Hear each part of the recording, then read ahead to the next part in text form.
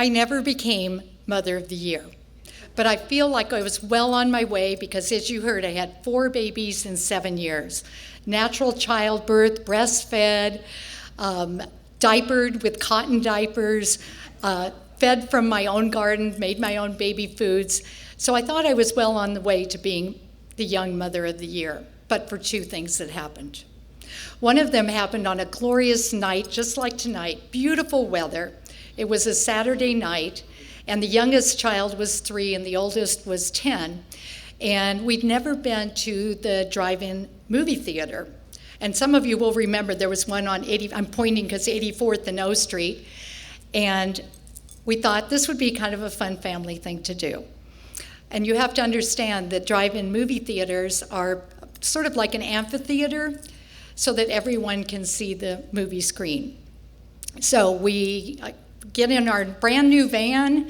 Remember when the minivans came out and we were all excited about that? So we got in the minivan and went to the drive-in theater and found a place on the upper tier, and each place has a speaker. If you have never done this before or been to one, there's a post and a speaker, and then you pull it inside your car when you're ready to listen to the movie.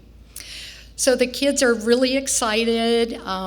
They notice that other children are on top of their cars watching the movie down below. And they're like, can we go up to the top? And they have their blankies and their stuffies and their popcorn. And I'm like, sure, go on up.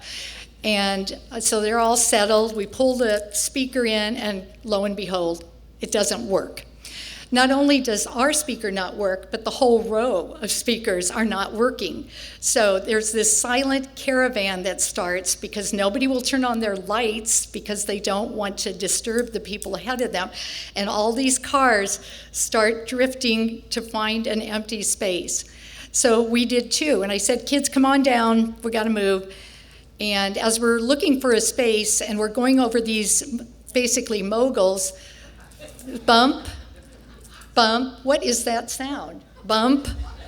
We can't figure out. I'm like, what in the heck is that sound? And then we look around, and Rory is not in the car. He's up there in the dark with all the people moving in the dark. And so I get out, and there he is just sitting there like nothing has happened. He's holding on to the luggage rack. We never had a luggage rack. After that, I became a spokesperson for the auto industry that every family needs a luggage rack. So he was quite calm, and that's not really what did me in. It's what I said to him the next morning. I said, what did you think, Rory, when I drove off like that? And he said, I thought it was just normal. And that's what did me in. In the second instance, the same children, the same minivan, but it's a few years later. I'm driving alone from Denver to Lincoln. And for the first 6 hours, I was able to endure it. We got near Kearney, it was getting dark, and I thought, I think I'm tired of the chatter and the fighting and all the things. We had no cell phones, no video monitors. So I thought, okay, we're going to stop there. Yeah, let's stop. And I told the children, get out of the car, go to the bathroom, take a walk, come back, and we'll, settle in for the night. And you'll go to sleep.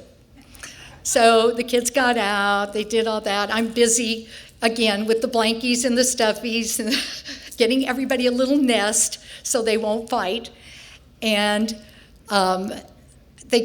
the kids come back, and I'm like, well, where's Rory? And they're like, oh, we don't know. Like, why should we care? Well, we don't know. So this is puzzling to me because there are no other vehicles in the rest stop, and they've looked all over for him. But there is a semi. So I go up to the semi, and I knock on the window, and the truck driver is like kind of startled. But I said, you haven't seen a little boy around here somewhere? And he said, as a matter of fact, ma'am, in a very, disparaging kind of voice, like, actually, I did see a little boy cross the interstate, go across the median, go across the interstate again, and walk in a cornfield over there. And I was about to call the state patrol because somebody doesn't know where their child is. And just at that time, Rory comes walking down the exit ramp whistling. And I'm like, where have you been? And he said, you said to take a walk. I don't get it. I did what you told me to.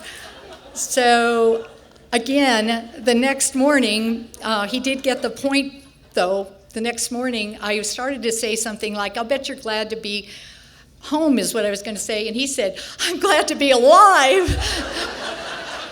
Not only is he alive, but he's now a commander in the United States Navy. But I never did get to be Mother of the Year.